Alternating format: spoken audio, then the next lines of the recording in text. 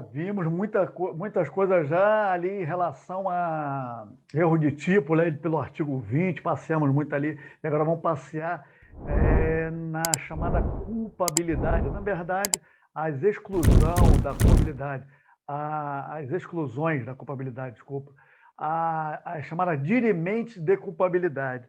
Ali vamos passear ali pelo artigo 20, os parágrafos constantes ali, falar um pouco de inimputabilidade ali pelo artigo 26, 27, 28, vamos trabalhar ali questão dessas dirimentes. Então, vamos pegar aqui, logo aqui, de cara, verificar aqui o que são ali, o que constam, né, como elementos das excludentes da culpabilidade. Temos a inimputabilidade, que é previsto ali no artigo, logo de cara, no artigo 26, a anomalia psíquica, né, que fala a respeito lá de quem é isento de pena, quem o agente que por doença mental, aquela coisa em relação ao artigo 26 lá, que era incapaz, totalmente, inteiramente incapaz de entender o caráter ilícito do fato, né? Temos a minoridade, que os menores de 18 anos não são imputáveis, os menores de 18 anos, eles são inimputáveis, muito embora respondam lá pelo Estatuto da Criança e Adolescente, né? O crime análogo, né, respectivo do Código Penal. A embriaguez completa, a embriaguez tem que ser completa, a embriaguez completa, acidental, que é por caso fortuito ou força maior, tá? Que é previsto a partir do artigo 28, parágrafo 1º, que fala que é isento de pena, isento de pena. E aí temos a dependência ou uso de drogas, também acidental, caso fortuito ou força maior, que é previsto lá no artigo 45 da Lei de Drogas, tá? Que é a mesma terminologia, só muda em relação à embriaguez e aqui dependência de droga. Mas os termos são os mesmos, observado aí nesses artigos aí. Há outro elemento aqui que exclui a culpabilidade, é o não potencial conhecimento da ilicitude, né? Quando eu não tenho o conhecimento da ilicitude, que é de um fato ilícito, que é o fato típico, né? E o fato ilícito. E temos aqui a culpabilidade como terceiro elemento. Isso é a teoria, né? A teoria não, o estudo do delito, o estudo do crime na sua forma tripartite ou tripartida, né? Que é o fato típico, a ilicitude, que é a antijuridicidade, e a culpabilidade. E aqui, quando eu não tenho conhecimento do fato típico e da ilicitude, eu não alcança a minha conduta ali, naquele sentido, ora, então eu não estudo nem me adentro à questão da culpabilidade. A culpabilidade é excluída nesse sentido aí, tá?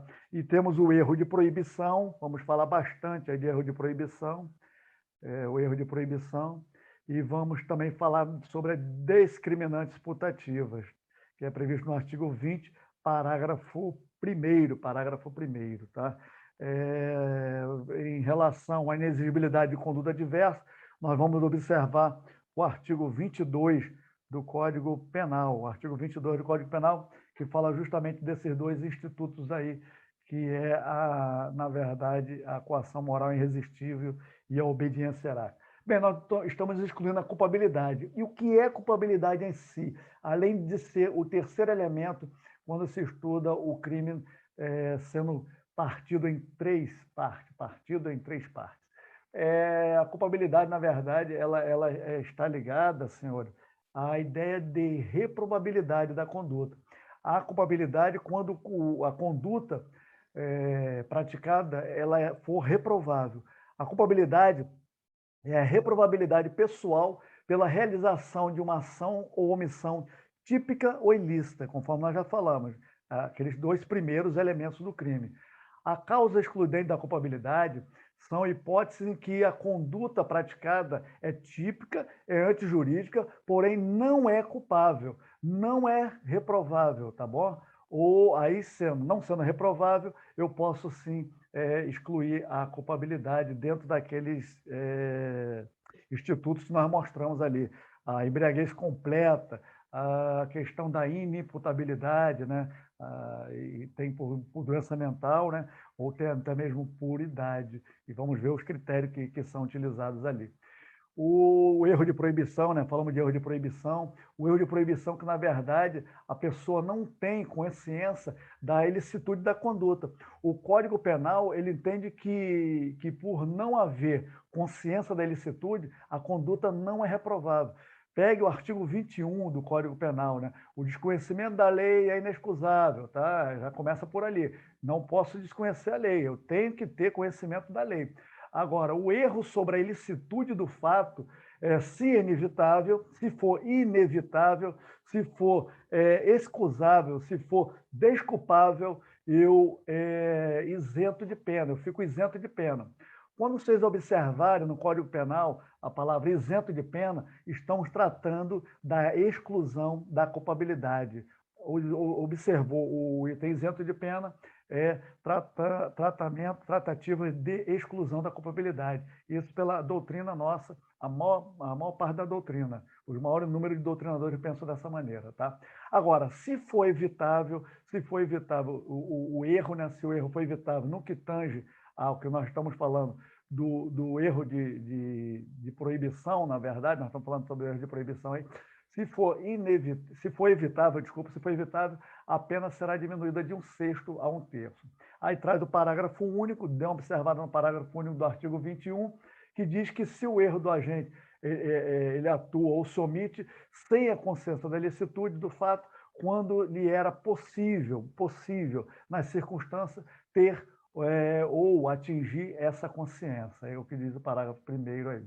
E quanto à embriaguez completa, a embriaguez completa prevista no artigo 28, parágrafo 1º. A embriaguez é completa somente naqueles casos que eu falei, caso fortuito ou força maior. Uma questão acidental.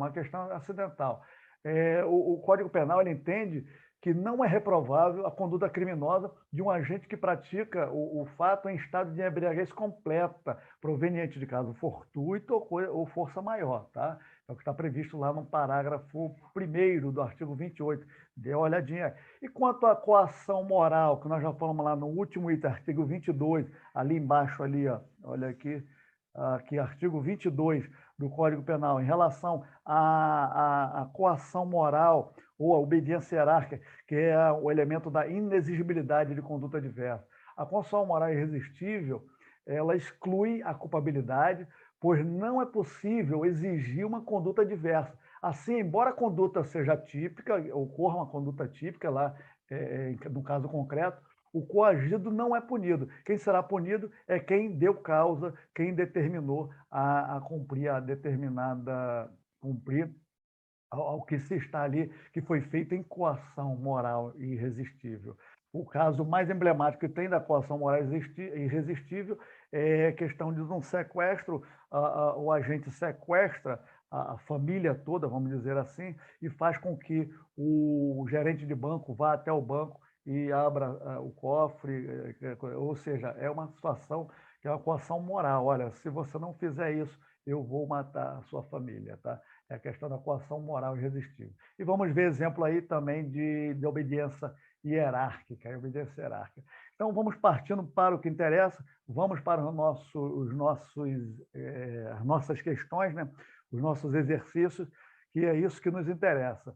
Partindo daqui, fica claro responder a questão aí. Observe aí, analise as hipóteses abaixo relacionadas e assinale a alternativa que apresenta somente causas excludentes de ilicitude,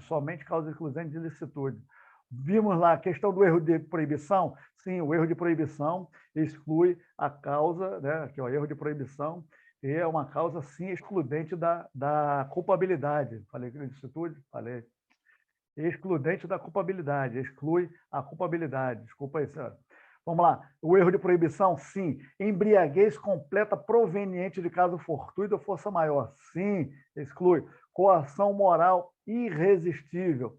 Sim. Aí temos como opções, lógico, a letra A seria a mais correta, as outras, você pode observar aí, dá uma pausinha, observe que não exclui a culpabilidade, né? A embriaguez culposa, não. não exclui o erro de tipo permissivo, que é o chamado erro de tipo, lá previsto no artigo 20. Não, o erro de tipo, ele exclui a tipicidade. Depois vamos entrar na seara aí a respeito das teorias em relação à culpabilidade, a teoria pura, a teoria extremada ou a teoria limitada que é adotada por nosso Código Penal. Vou falar um pouquinho disso aí para aprofundar, também tem que aprofundar um pouquinho. Não está vindo mais fácil, hein, senhores, as questões. Inimputabilidade por minoridade, sim. Estrito cumprimento do dever legal, não, que exclui a ilicitude, e a embriaguez tem que ser completa. E aqui também, ó, embriaguez completa. Aí mata a questão aí, tá bom?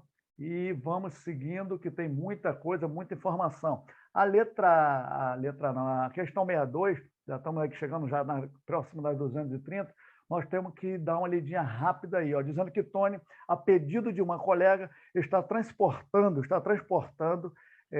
uma caixa com cápsulas que acredita ser remédio, né? Ele acredita ser remédio, ou seja, na sua cabeça o Tony está carregando remédio. Ele está na sua cabeça ali com toda a certeza que ele está carregando remédio, tá? Sem ter conhecimento que está, na verdade, tá? Então essa ali, estar na verdade conduzindo ele continha nessa caixa cloritrato de cocaína, que é a forma mais pura ali da própria cocaína, né? Em seu interior. Então, observe aí que Tony ele não tem potencial não, ele tem um potencial conhecimento, ele poderia ter, poderia, mas o Tony, ele ali na sua cabeça, ele tirou um elemento constitutivo do tipo penal, que foi a droga. Ele por estar conduzindo, ele conduz alguma coisa, mas para ele é remédio, não é droga. Então, ali, para que tenha ali o tipo penal lá, previsto no artigo 33 da Lei de Drogas, sim, a pessoa saber que está conduzindo droga, saber que aquele objeto ali, saber que aquele material é droga. E ele não tem um erro desse elemento constitutivo do tipo que é a droga. Ele sabe que está transportando alguma coisa, mas não a droga. Já o caso do José, ele transporta em seu veículo 50 gramas de cannabis sativa, que é ali a maconha, né? Conhecido como maconha, popularmente conhecido como maconha, e ali ocorre que ele acreditava que essa pequena quantidade ali de material seria para posse, né, de posse, seria para fins medicinais. De tanto ele observar na televisão, STF, querendo, com vários julgados aí, ainda em andamento, e dizendo que a droga para fins medicinais poderia, existem liminares nesse sentido. Então, para ele falou, eu estou com essa droga aqui é para fins medicinais, não é nem para uso próprio, para se maconhar, e nem para oferecer ou dar para alguém. Tá? Então, nesse sentido aí, vem perguntando ali quais são a informação narrada, advogado de Tony e de José, opa, pegou logo 2 clientes aí, e aí, qual é a questão ali em relação a Tony? Então, nós já falamos aqui, o Tony agiu em erro de tipo, não tem nem dúvida. O Tony agiu em erro de tipo, tá? Aqui, ó, erro de tipo. Logo de cara aparecem 2 opções aqui como erro de tipo. O erro de tipo, sabemos, já vimos, já estudamos, que é o erro sobre o elemento constitutivo do tipo legal, tá? Exclui o dolo ali. E se houver ali questão por culpa, ele irá responder por culpa, né? E tráfico de drogas, senhora, não tem na modalidade culposa. Então, agiu ali, pelo menos, a parte do 33, né? Ali tem ali a questão do Tony tá ok, erro de tipo, e o José, do que já vimos ali, vamos falar a respeito do erro de proibição, tá? No erro de proibição, o José, que é o caso aqui, foi um erro de proibição, para dar a entender nisso aí, pegue o artigo 21, parágrafo único, né? Dê uma lida e volte para cá, ok? Então, vem. Então, no erro de proibição, a pessoa não tem consciência da ilicitude da conduta. Ela, né, a pessoa, acredita que poderia, dessa pequena quantidade da droga, do material e de sua posse, para fins medicinais, seria uma conduta lícita. Então, ele sabe, sim, no erro de proibição, a pessoa sabe de um ilícito, sabe que há um ilícito, mas ele acredita que aquele ilícito, por ele estar fazendo aquele ilícito, não é condenável, não é punido. Então, age em erro de proibição nesse sentido, tá? Pelo artigo 21. Depois a gente vai ler com calma novamente, aí ver esse artigo 21. Então, o Tony agiu em erro de tipo e do José em erro de proibição. A questãozinha C aqui, ó, a questãozinha C está aqui, marcada aqui, tá? Conforme nós explicamos, conforme nós vamos falando, e vamos falar mais de erro de proibição, vamos aprofundar um pouquinho em relação a isso aí. Aqui é o caso lá também, falar em erro de proibição, novamente, erro de proibição. Temos aqui que é o slow, o slow, né, que é holandês, e ele é usuário de maconha. Lá na Holanda é permitido a pessoa fumar ali, não dependendo, não em todos os lugares, não tem um local específico que pode fumar e por aí vai. Então, o slow, né, é holandês, é usuário de maconha, e ele vem ao Brasil, né, em viagem internacional, ele veio ao Brasil para a Copa do Mundo. Chegando aqui assistindo o jogo do Brasil, ele vai e decide, diante da tensão do jogo, fumar um cigarro de maconha nas arquibancadas. Aí os policiais, as autoridades policiais de plantão, o prenderam e conduziram para a delegacia. Né? Slow, completamente assustado, sem saber, mas o que eu fiz? O que eu fiz? Afirma que não sabia que no Brasil a utilização da pequena quantidade de maconha era proibida, né? Pois aí, no país dele, é um hábito assistir jogo fumando maconha, é um hábito, tá? Volte novamente aí, volte lá no artigo 21, e aí fala justamente lá sobre o erro sobre a ilicitude, do fato, que na verdade aqui houve um erro de proibição direto, inevitável, o erro de proibição direto inevitável. Depois vamos descer um comentário rápido de erro direto e erro indireto, erro de proibição direto e indireto. Tá, mas o artigo 21, se o senhor não leu, vamos observar, vamos ler aqui, ou se leu, ler novamente para encaixar, colocar na mente, e o erro de proibição sobre a ilicitude do fato, no artigo 21, diz que o desconhecimento da lei é inexcusável. Ninguém pode dizer, não conheço a lei, não sei se isso é punido, se não é inexcusável. Tá? Agora, o erro sobre a ilicitude do fato, se inevitável, se excusável, se desculpável, o agente ele fica isento de pena, Agora, se for evitável, se for vencível, né? Se for vencível, ou se for indesculpável, não tem desculpa, vai ser diminuída a pena de 1/6 a 1/3 no erro de proibição, tá? Porque ele deveria, ao menos, ter um conhecimentozinho básico ali, Aqui, no caso, observe que o Slow agiu em erro de proibição direto, O agente age em erro de proibição direto quando contido no tipo penal, tá? E ele acha que tal conduta não é crime. O Slow, praticamente, ele ali ficou sem saber o que... Poxa, mas o que eu estou fazendo? O que eu fiz? Então, é o erro de proibição direto, tá? Já o erro de proibição indireto, o erro recai sobre uma excludente da ilicitude. A excludente da ilicitude, lá previsto a partir do artigo 23, 24, por ali, que vem falando sobre a legítima defesa, sobre o estado de necessidade. Então, são casos em que o agente ele entende, erroneamente, estar protegido por uma excludente da ilicitude.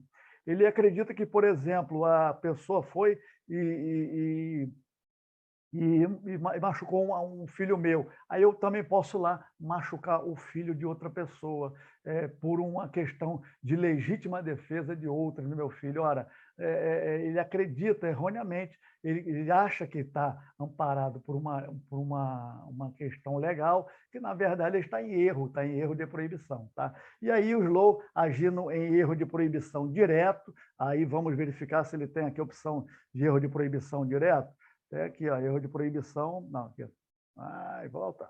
Erro de proibição direto, aqui, ó, erro de proibição, ele agiu em erro de proibição, agiu em erro de proibição direto, está aqui, ó, inevitável, ele não tinha conhecimento, tá? É erro de tipo essencial? Não é essencial, foi um erro de proibição, sabemos lá, lembramos, vimos já, questão de erro de essencial e erro acidental. Não houve a questão de erro essencial nem acidental, houve um erro de proibição inevitável, excusável, invencível, desculpável, e aí, por isso, a razão a qual ele deve ser isento de pena, conforme nós vimos lá no artigo 21 parágrafo 1º também, né? Artigo 21. O parágrafo 1º vem dizendo a questão lá que já é evitável. O artigo 21, pega aí o artigo 21 do Código Penal. E aí, não posso considerar que é erro de tipo permissivo, não houve um erro de tipo, ali previsto no artigo 21, no artigo 20, houve um erro de proibição, houve um erro de proibição. Que importa em crime impossível? Não, não. Em razão pela qual deve ser absolvido. Não foi questão de crime impossível, previsto no artigo 17, não foi. Tá? Não foi crime impossível, ele chegou a cometer um crime. Ao contrário seria se o Slow, por exemplo, se o Slow viesse ao Brasil e já por uma segunda ou terceira vez, e ele já sabendo ali, olha, você já esteve no Brasil e sabe que o uso de maconha para uso próprio, né, o uso próprio da maconha, é um erro, é considerado erro não, é considerado um ilícito das nossas leis. E se ele faz isso, já vem em viagem 2, 3 vezes, o erro já não é mais inevitável, não é mais invencível, não é mais desculpável, passa a ser evitável ou até mesmo punido, que ele já tinha ciência, já tinha conhecimento de tudo. Tá? E aí, seguindo, vamos para a próxima questãozinha, senhores, que é praticamente parecida com essa daí. A próxima questãozinha é um pouquinho longuinha, é um pouquinho extensa, e para ganharmos tempo, o que nós falamos de erro de proibição direto e erro de proibição indireto em relação ao slow, faça um comparativo grande aí com essa questãozinha de número 64. Leiam e observem que do que foi tratado lá também é aqui a mesma coisa aqui. Então, os senhores vão marcar a questãozinha correta aí, tá? Ó, vou dar o bisu, dar orientação aí. Ó. Tá, vamos lá. Então, aqui a questão 65 vem dizendo aí, e aí vamos abrir um parênteses grande aqui nessa questão 65, tá? A questão 65 vem dizendo que Apolo, ameaçado de morte por Hades, conhecido matador de aluguel, tendo tido ciência, o Apolo teve ciência por fontes seguras, olha aqui, ó, por fontes seguras, que Hades, que é o deus lá do submundo, né? O Hades mataria o Apolo naquela noite. E com o intuito de defender-se, Apolo saiu de casa com uma faca, ele já saiu com uma faca no bolso do seu casaco. Naquela noite, ao encontrar Hades em uma rua vazia e escura e vendo que o Hades, né, colocava a mão ali no bolso, Apolo precipita-se, né, e objetivando impedir o ataque que imaginava iminente, esfaqueia Hades, provocando-lhe lesões corporais, tá? Que desejava, ele apenas queria causar lesões corporais em Hades. Né? Todavia, após ocorrer o ocorrido, o próprio Hades contou a Apolo que não queria, não quero matar, eu queria pedir desculpa e que nunca mais eu queria ter essa minha intenção de matá-lo. Tá? Mas aí vem essa pergunta, letra A, né? As alternativas. Pergunta já se tem. A correta afirmar que a alternativa A, o Apolo agiu com dolo, né? Nesse sentido, é correto afirmar que havia dolo pela conduta havia dolo na conduta de Apolo. Sim, se você for observar, ele sair com a faquinha no bolso, ele já tinha a intenção de causar lesão. Ele pelo menos tem aqui, ó, desejava causar lesão, né? Animus laedendi, né? Que é causar lesão corporal. E a letra B, mesmo sendo excusável, ali, que é desculpável, que é inevitável, mesmo sendo Apolo não isento de pena, sim, Apolo será sim isento de pena. Essa questão está errada por causa disso, tá? A questão correta, estamos aqui dizendo que Apolo agiu com conduta. Apolo não agiu em legítima defesa putativa, agiu. Está claramente caracterizada aqui ali a legítima defesa putativa. A legítima defesa putativa. O que é a legítima defesa putativa? Ali previsto no artigo 20, parágrafo 1º. A putativa vem de putare, da palavra putare, que é imaginar, que é supor. Tá bom? Então, ele imaginava que o Hades viria na sua direção para matá-lo. Então, ele supôs, tá, que ele falou, vou me antecipar para poder não morrer. Então, ele agiu em legítima defesa putativa. É um erro de julgamento, na verdade. Tá? Então, Apolo julgou que seria morto por Hades. E aí não foi. E aqui, senhores, a questão traz, na letra D, abre-se um enorme parênteses aqui, mesmo sendo inexcusável, que é aquele erro, um erro indesculpável, que não tem desculpa, a pessoa realmente cometeu um erro, não tem desculpa, o Apolo responderia a título de culpa. Vou abrir aqui o parênteses aqui, e aí vamos debater rapidinho aqui, bem rápido mesmo, não vamos aprofundar, porque isso é aula de quando estudarmos crime, né, delito, a teoria do crime, a teoria do delito, e aí vamos abrir aqui um parênteses rápido aqui. Existe duas teorias em relação à nossa chamada culpabilidade, tá?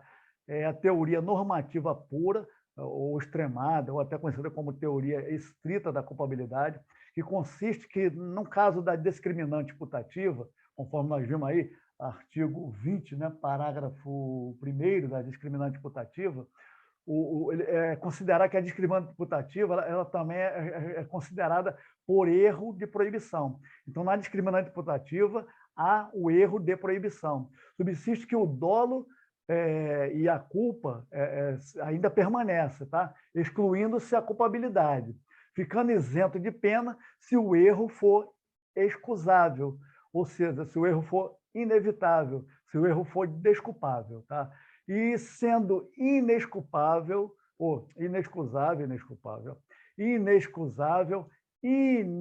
evitável ou até mesmo indesculpável, não se afasta a culpabilidade, aí pela teoria da normativa pura, não se afasta a culpabilidade. E o agente responderá por crime doloso, diminuindo ali a pena de 1/6 a 1/3, que é o que está previsto lá no finalzinho do artigo 21, tá? Então, de acordo com a teoria normativa pura, essa teoria que acabamos de falar, que estamos falando nela, é a extremada, né? As discriminantes putativas sempre caracterizam o erro de proibição. Volto a repetir. Na teoria extremada ou teoria pura da culpabilidade, temos que a discriminante putativa sempre vão caracterizar o erro de proibição, tá bom? Sempre vão caracterizar o erro de proibição. Para a teoria limitada da culpabilidade, que é outra teoria que é adotada pelo nosso Código Penal, nela a culpabilidade possui os mesmos elementos lá da teoria extremada, da teoria pura da culpabilidade, que é a inimputabilidade, potencial conhecimento da licitude e a inexigibilidade de conduta adversa, ou exigibilidade de conduta adversa, tá? Quando é inexigível a conduta adversa, se exclui a culpabilidade. Mas, enfim, nessa da teoria limitada da culpabilidade, vamos com calma aí, na teoria limitada da culpabilidade, a distinção está entre uma e outra justamente na discriminante putativa. Na discriminante putativa, o agente por erro plenamente justificado, né? Plenamente justificado pela circunstância, supõe situação de fato que, se existisse, tornaria a sua ação lícita, conforme foi lá no caso do nosso coleguinha Apolo, tá? Agora, de acordo com a teoria normativa pura e a que nós já conhecemos, já a discriminante putativa sempre vão caracterizar um erro de proibição. Aí, nesse sentido, que nós temos que observar, se a questão ou o concurso que o senhor fizer, qual é a teoria que ela está sendo adotada? Ou pode perguntar, dentro da teoria pura da culpabilidade, responda. Dentro da teoria, observando a teoria limitada da culpabilidade, responda, tá? E aí o senhor tem que observar. Se quiser aprofundar, tem que se aprofundar muito na ideia. Mas eu estou dando um en passant aí. E, continuando na teoria limitada da culpabilidade, as discriminantes putativas são divididas em 2 blocos. O primeiro bloco é o de fato, que são tratadas como erro de tipo, e o segundo bloco é tratado como de direito, que são tratados os erros de proibição. Então, por isso, o Código Penal brasileiro adotou justamente a teoria limitada da culpabilidade, tá? Nesse sentido. Assim, se for excusável o erro, exclui-se o dolo e a culpa. Ali, questão do erro de tipo, exclui o dolo e a culpa, tá? Exclui o dolo e a culpa. Agora, acarretando o quê? Lógico, a atipicidade, acarreta a atipicidade do fato. Pois no finalismo, o dolo e a culpa compõem-se lá a estrutura da conduta, lá no primeiro elemento do crime, que é o fato tipo, tá? O fato típico. Fato típico. E aí, caso seja inexcusável, o erro afasta o dolo, subsistindo a responsabilidade por crime culposo se previsto em lei. E aí a questãozinha aqui é justamente essa que a gente vê, que a letra D deu esse plus a essa questão toda, e aí o erro mesmo inexcusável aqui, o erro mesmo inexcusável, Apolo responde a título de dolo pela teoria da extremada, sim, responderia, né? E pela teoria do que nós vimos, pela teoria limitada, ele não exclui, ele apenas, em tese, poderia responder por culpa, tá? Em tese, poderia responder por culpa. Essa é uma bem interessante aí, e é muita informação, mas volte aí com calma e queira aprofundar, aprofunde agora, tá? Seguindo, temos ainda mais umas duas questõezinhas. Vem dizendo aqui que durante um assalto ao Instituto Bancário, Antônio Francisco, gerente do estabelecimento, são dados de reféns ali, são reféns. Tendo ciência da condição, essa caiu em 2015, hein? Bem recente, praticamente bem recente. Tendo ciência da condição deles de gerente e da necessidade que suas digitais fossem ingeridas em determinado sistema para abertura do cofre, os criminosos colocam à força o dedo de Antônio no local necessário, abrindo, coloca à força, olha aqui, ó, uma chamada física, irresistível, física, coloca à força o dedo do gerente lá, abrindo com isso. O cofre é subtraído, né?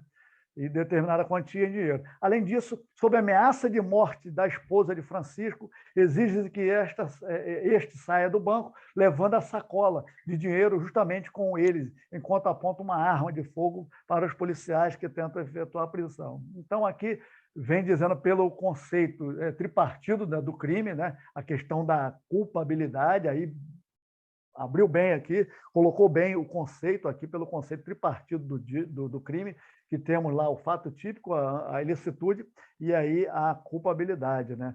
E aí temos claramente, vimos lá a questão física e a questão moral, a questão física e a moral. Então aqui o Antônio, ele não irá responder pelo crime, pela ausência de tipicidade, justamente pela ausência de tipicidade.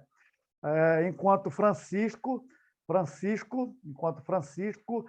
não responderá por ausência da ilicitude da conduta. Não houve ali. Houve sim a questão da exclusão da culpabilidade em relação ao Francisco, por estar ali ocorrendo a chamada coação moral irresistível, previsto no artigo 22. Tá?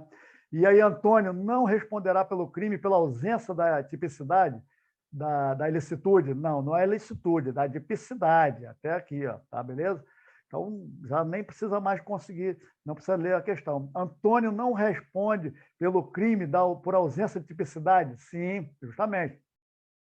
Enquanto Francisco não responderá por ausência de culpabilidade, justamente pela coação moral irresistível, e a primeira pela coação física irresistível. Coação física irresistível em relação a Antônio e coação moral irresistível em relação a Francisco. Vamos lá? Aí vamos marcar aqui, para não ficar dúvida. E aí vamos aqui para fecharmos, então, aqui a questão 67, vamos fechar aqui, vem dizendo que acerca das causas excludentes da ilicitude, extintiva da punibilidade, né?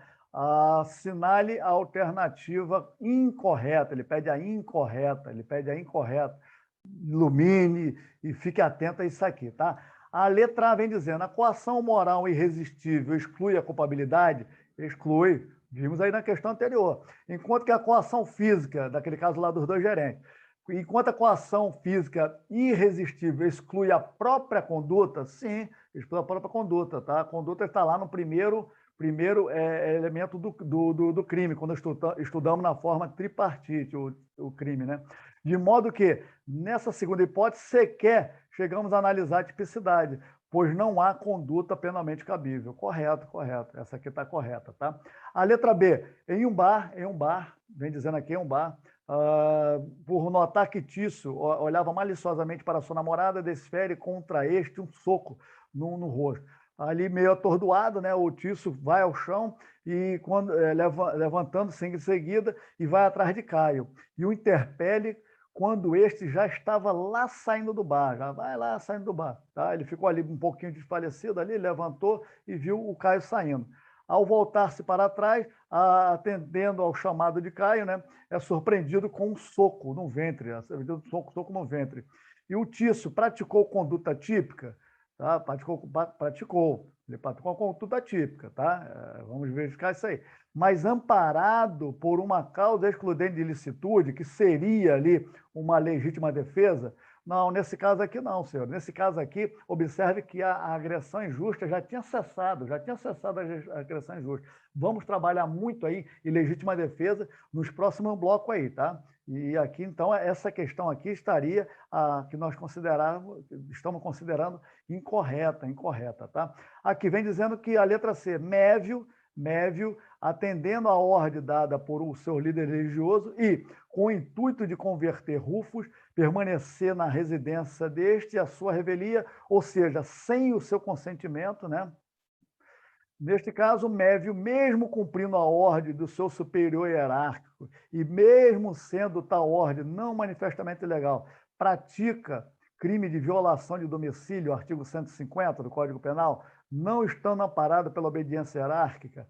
Justamente, essa questão está certíssima aqui. Não ampara. A questão lá do líder religioso não caracteriza uma obediência hierárquica, de superior, né, hierarquicamente ali, tá? A letra D, vamos ver se está certa também, porque ele pediu a incorreta, nós já marcamos a B lá. O consentimento do ofendido não foi previsto pelo ordenamento jurídico penal. Quando não há a questão de prever no ordenamento jurídico penal as chamadas excludentes, nós estamos chamando as chamadas excludentes supralegal, né? Chamamos de excludentes supralegais. Então, vamos voltar aqui. O consentimento do ofendido não foi previsto pelo ordenamento jurídico penal como uma causa de exclusão de ilicitude. Todavia, sua natureza justificante é pacificamente aceita, desde que, entre outros requisitos, o ofendido seja capaz de consentir e que tal consentimento recaia sobre o bem disponível. Justamente, essa está certíssima aí, tá? E como nós falamos, é uma exclusão supralegal da ilicitude. Tá? A questão lá do segundo elemento do tipo penal. Conforme a questão falou, que realmente o consentimento do ofendido, ele há necessidade de um agente capaz, o bem tem que ser disponível e próprio. Disponível é meu, o bem é disponível é meu. Tá? Eu deixo você fazer o que quiser, quebrar tudo que for na casa, mas é meu o bem, é próprio. Tá? E o consentimento tem que ser válido antes e durante a lesão do bem, tá? Se for ali durante o momento, não, para de quebrar, a pessoa não mais que quebre, que não cause dano ao bem, tem que parar ali. Se não parar, e aí a conduta é tornada ali uma exclusão da ilicitude. Então, senhores, observaram que são muita informação, mas é assim mesmo. É assim, para quem quer estudar, para quem quer passar, para quem quer alcançar essa aqui, ó, ela aqui, a vermelhona, os senhores aí, as senhoras vão ter que estudar muito. As questões não estão vindo tão fáceis, tem muitas questões aí observadas, tinham questões aí que era lei já marcar, e tem muitas questões que estão vindo multidisciplinares, aí tem que estudar bastante, saber tudo, não só aquele momentinho. Por isso que eu falei e abri aquele parênteses das teorias da extremada da culpabilidade e teoria limitada da culpabilidade. Mas vamos aprofundar quando estudarmos bem essas teorias aí para frente. Fique com Deus, até o próximo encontro.